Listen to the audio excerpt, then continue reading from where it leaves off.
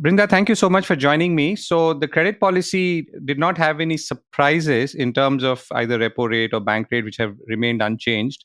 Projections for GDP and inflation are also the same. So, what's your broad takeaway? That's right, Govind. It was expected that there would be no major changes or announcements in the credit policy. But I think the governor this time, his commentary is very important.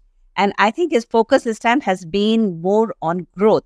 Of course, he continues to be concerned about inflation because globally also inflation is high. In India, we don't know how the monsoons are going to play out. And already there is some news about the area under Kharif crop being lower.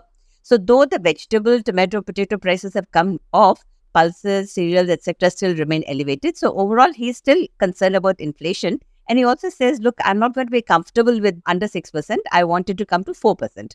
But at the same time, he's indicated that the growth is very important. So he would not like to raise rates to control this inflation.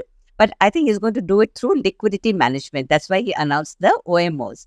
So coming back to growth, I think the focus here would be because the whole world, the growth is falling all over. And you remember, IMF recently came out with this report when it said that even it downgraded global growth forecast from 3.5% to 3%. And almost all countries it cut the growth forecast except for India, where it raised it from 5.9% to 6.1% against RBI 6.5%. So it's very important to make sure that this growth remains on track.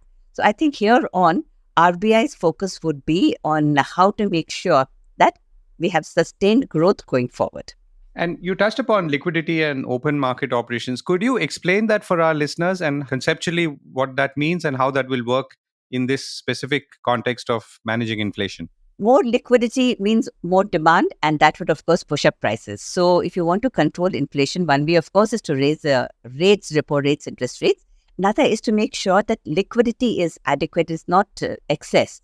Now, remember, we're going to the election season, so there would be more spend coming into the economy. Then overall, of course, government spending in the second half is higher, so that money too would already be there. Then the 2,000 rupee notes which have come back have also added to liquidity in the economy. So this needs to be controlled because the whole idea is to unwind the excess liquidity that has got accumulated in the economy from the past actions. While that withdrawal of accommodation will continue, RBI will also keep an eye on making sure that there is excess money sloshing in the economy, which could really undo all the efforts on inflation control. So, and the Reserve Bank does that by buying back. Yes. So what happens is that when it sells bonds, it withdraws that much of liquidity from the economy. So that's why he said very clearly, not just, he didn't stop at OMO, he said OMO sales. Right. Brinda, thank you so much for joining me. Thank you, Govind.